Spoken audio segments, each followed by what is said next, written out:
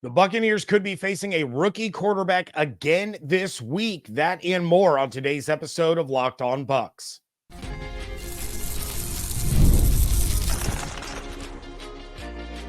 You are Locked On Buccaneers, your daily Tampa Bay Buccaneers podcast.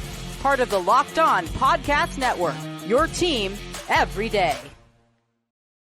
What's up, and welcome into this Wednesday episode of Locked On Bucs, your daily podcast covering the Tampa Bay Buccaneers, part of the Locked On Podcast Network, your team every day. I want to thank you for making Locked On Bucs your first listen review every day.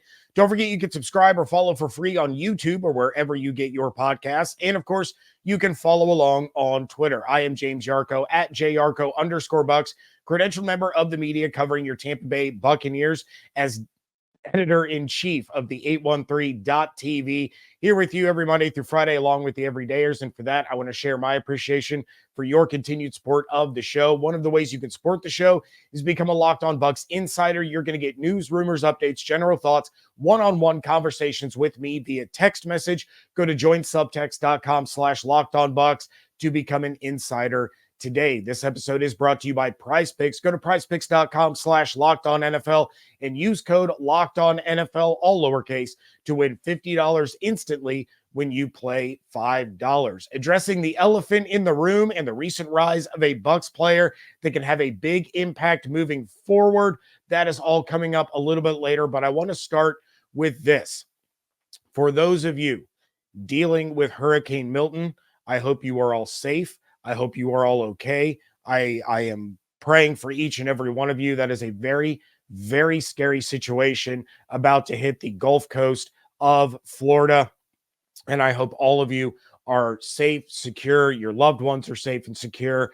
And just wanted to send you my thoughts and prayers to start this thing off. But let's get you a little bit of a distraction from what's going on with Hurricane Milton. And let's start with the biggest news heading into this weekend's matchup with the New Orleans Saints. Saints quarterback Derek Carr is set to miss multiple games with an oblique injury, according to multiple reports, and coming off of the short week, then turning around and playing this weekend against the Bucs, then playing again on Thursday night. The Saints are in a little bit of a tough spot. Backup quarterback Jake Haener went in for Derek Carr in the fourth quarter of the game against the Chiefs on Monday night.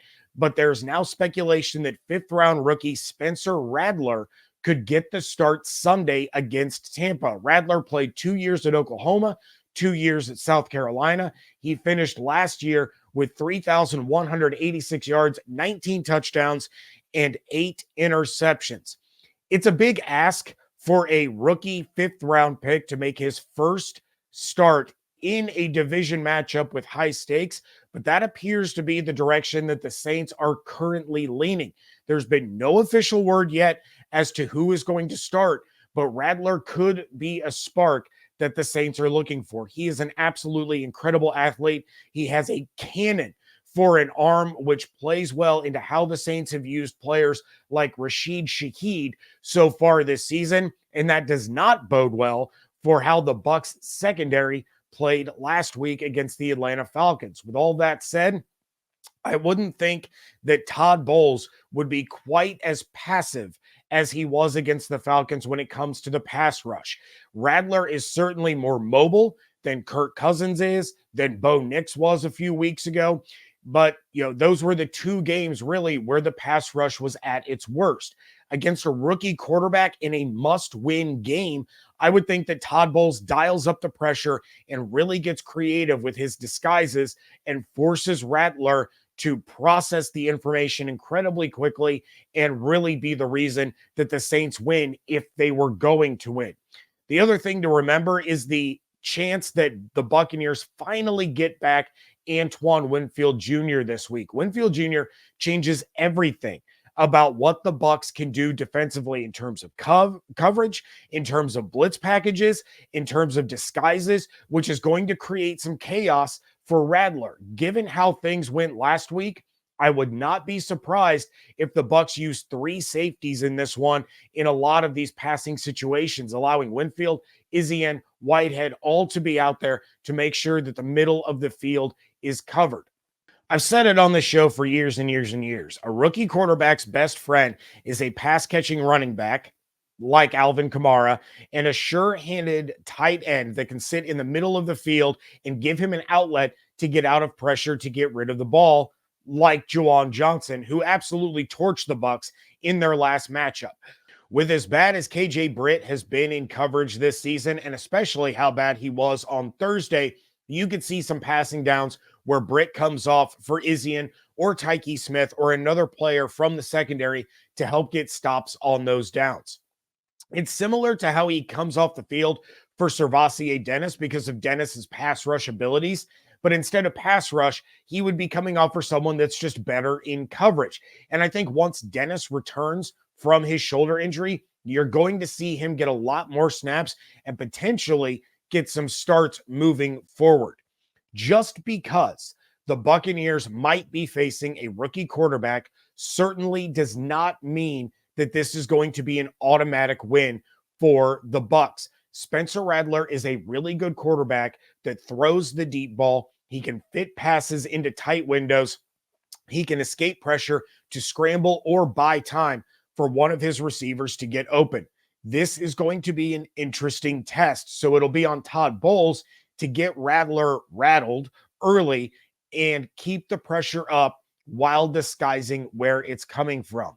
Do not forget that Rashid Shaheed is an absolute deep threat. He has shown that week in and week out this season. Do not forget how talented of a wide receiver Chris Olave truly is.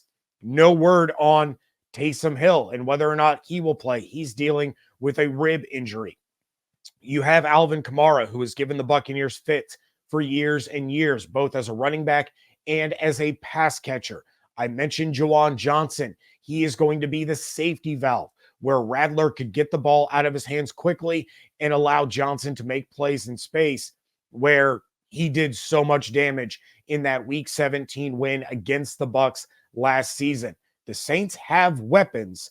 It's going to be about whether or not Todd Bowles can dial up the pressure early and often to get Rattler off his game and force him into some stereotypical rookie mistakes. An unlikely contributor on the defense, that is coming up next on today's episode of Locked On Bucs, part of the Locked On Podcast Network, your team every day. PrizePicks is America's #1 daily fantasy sports app with over 5 million active members. It's the easiest and most exciting way to play daily fantasy sports because unlike other apps on PrizePicks, it's just you against the numbers. You can now win up to 100 times your money on PrizePicks with as little as 4 correct picks. It's the only real money daily fantasy platform with an injury insurance policy so that your lineups stay in play even if one of your players leaves in the first half and doesn't return. PrizePicks puts their members first, so all withdrawals are fast, safe, and secure. When my picks hit, I can get my money in as quick as 15 minutes. It's super simple to play. You just pick more or less than a player's stat projections.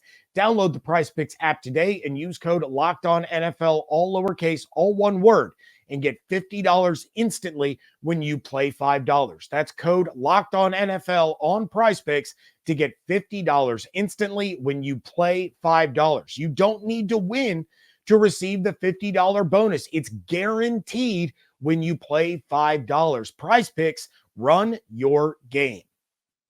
Whether you're dodging tackles on the field or cheering from your couch, The Joint Chiropractic has your back, literally. As an official chiropractor of the Tampa Bay Buccaneers, they're here to make sure that you're always in the game, no matter your role. If you're feeling the pain after a long week or just looking to stay active, they offer personalized care to help you bounce back stronger. 90% of elite athletes, including NFL pros, rely on chiropractic care to stay at the top of their game and perform their best. So if you're feeling sore or just want to stay aligned, they offer personalized care tailored to your needs. At The Joint, you don't need an appointment. Just walk in and get the care that you need same day. No scheduling hassles. Just walk in whenever it's convenient for you. Here's the real kicker. As a Bucs fan, you can get your first visit for just $19. Head over to Buccaneers.com, check out the contests and promotion section under the fans tab, and download the offer. A great deal for great fans. Head to thejoint.com to find your nearest Tampa area location. Thank you again for making Locked On Bucs your first listener review of the day. Everydayers, make sure you're coming back tomorrow. It's me and Ross Jackson on a crossover Thursday. It's always must-see TV. You're not going to want to miss that one. In the meantime, though, the new Locked On NFL is here. Locked On NFL is now 2 shows every day. First, the madman Tyler Rowland kicks off your morning with a double shot of NFL espresso. Then stop by the barbershop with Tony Wiggins for some real NFL talk. Add in the Locked On local experts, and you get unprecedented NFL insight, hot opinions, and detailed breakdowns all in 30 minutes. It's the new Locked On NFL, and it's twice a day. Check out the new Locked On NFL on YouTube or wherever you get your podcasts. One of the more impressive players this season for the Buccaneers was a player that a lot of fans and media, to be fair, had already written off. Now, with 3 sacks in the last 2 weeks, which matches his career total to this point, it's time to start talking about Logan Hall. Hall was one of 3 or 4 players on the defense that was worth talking about in a positive light following the loss to the Atlanta Falcons, but it's more than that now. A sack against the Eagles, 2 against the Falcons. Hall is becoming a legitimate threat along the defensive line, which is something that the Bucs desperately need. Vita Vea is always a threat. Greg Gaines has played really well, but the way Hall has stepped up makes me think that his development is trending in the right direction, that things are really finally starting to click for Hall. He's adding a little bit more to his pass rush move repertoire and really starting to be able to find some weaknesses in order to give himself an advantage. His PFF grade from Thursday was a 73.8, and he has been trending up each week this season according to their charts. Having Hall emerge as a legitimate threat goes a really long way. He's someone that the opposing offense has to truly account for now, in addition to Vita Vea and Yaya Diaby and Levante David and Antoine Winfield Jr. and soon Kalijah Kancey. And that's the issue, is that Kancey's impact on this defense stretches so far across the field, and he hasn't been on the field. The way that he affects how teams can protect their quarterback, and that affects how they can attack the secondary, and it affects how they can run the football, and so on and so forth. Much like how teams prepare differently when Vita Vea is in versus when he is out, Kancey is so much better than the players that fill in for him that teams can use resources elsewhere in order to buy their quarterbacks more time or open up big run lanes. Once he returns, you now have a defensive line with Kancey, Vea, and an emerging Logan Hall, and that's a lot for offensive lines to deal with. You can't double Vea and Kancey, which means one of those guys is going to get one-on-ones. Then you're going to have one-on-one opportunities for Logan Hall, for Yaya Diaby, Joe Tryon-Shoyinka, or Chris Braswell, or Anthony Nelson. The Bucs are going to start to be able to bring more players than other teams can block, and that's going to be a big problem. Now you're talking about shorter, quicker passes to players in order to get the ball out before the quarterback is under duress. That means corners are going to be able to start playing a little bit more press and putting themselves in better positions to break up passes, get interceptions. If a pass ends up being completed, there's a lot fewer yards after catch. Hall hasn't been that kind of threat before, and it allowed teams to focus on Vea and Kancey. Now, if they do that, you're going to have Hall disrupting plays, or whichever edge guy is lined up on the left side next to Logan Hall, he's going to be able to get into the backfield with little to no resistance.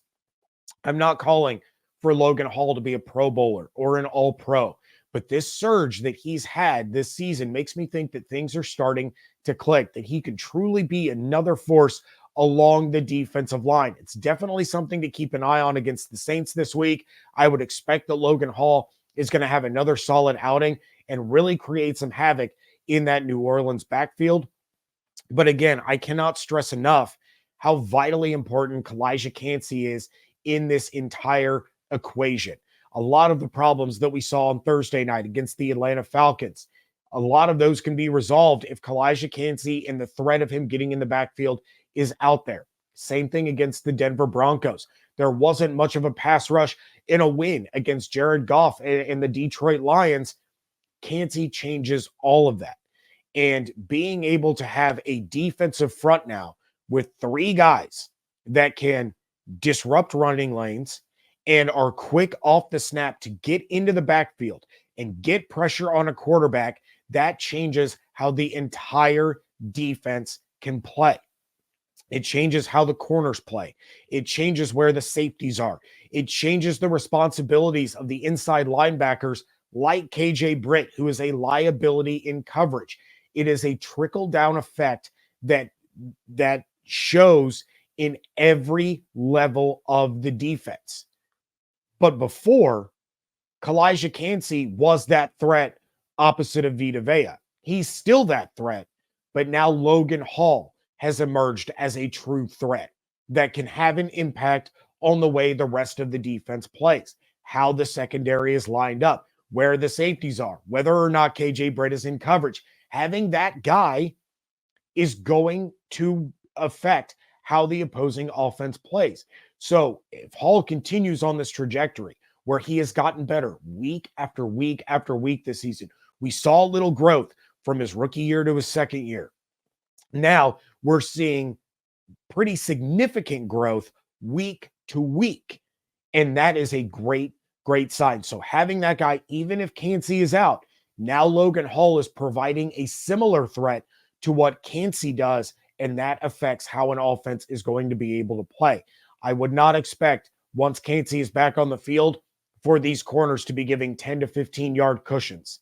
I would be surprised if they do that very often, for the rest of this stretch leading up to the bye week, because after the Saints, you get the Ravens, then you get the Falcons again, then you get the Chiefs and the 49ers. That coverage is going to come down, and it's going to be a little closer to the line of scrimmage. There's going to be a little bit more press. You have to be wary of speed.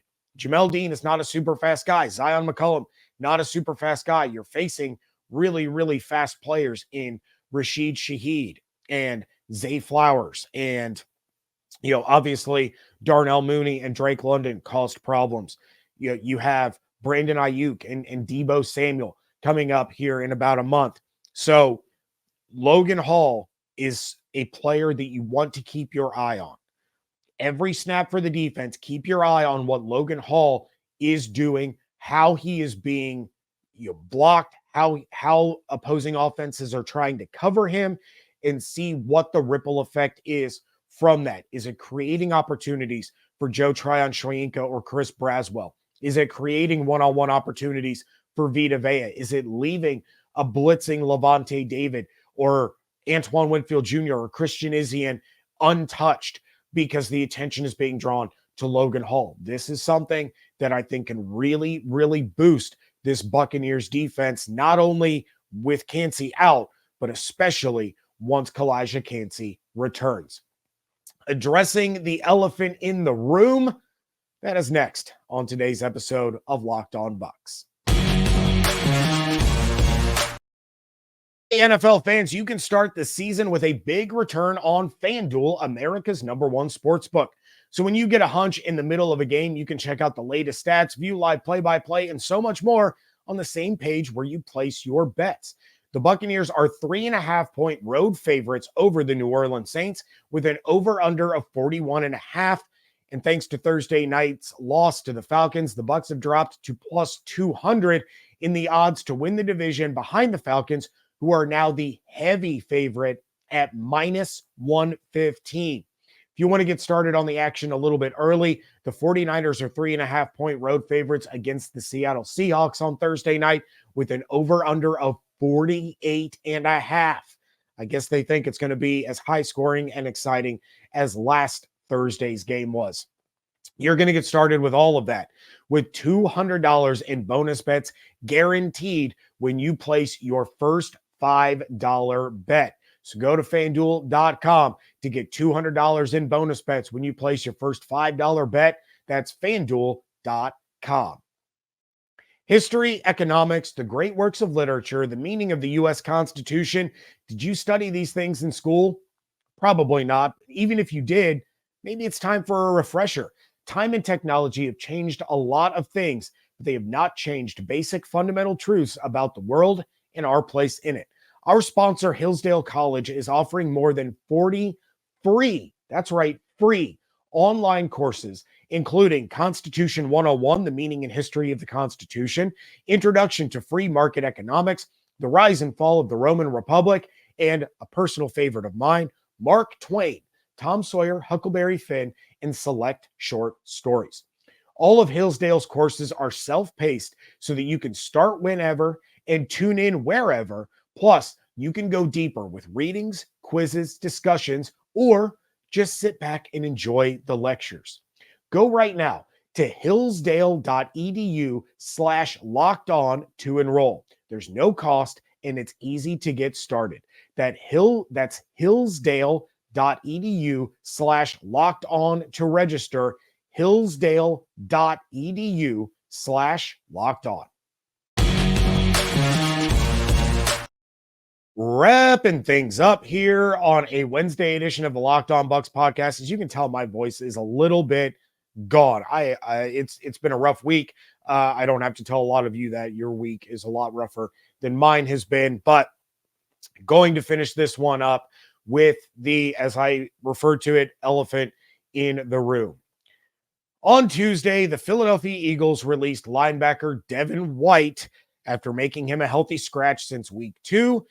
Friendly reminder that he was inactive in week 1 due to injury, but Devin White is now a free agent. I can guarantee that a lot of you saw or heard the news, or maybe you're hearing it for the first time right now, and you said, well, KJ Britt hasn't been good. The Bucs should bring back Devin White. No, they shouldn't. And I would go so far as to say that they won't. Look, Devin was a lot of fun in his first 2 years in the league, and he put on an all-time run in the playoffs as the Bucs went on to win their second Lombardi trophy in franchise history. Things went off the rails, and he didn't continue to improve on the field. He actually got worse.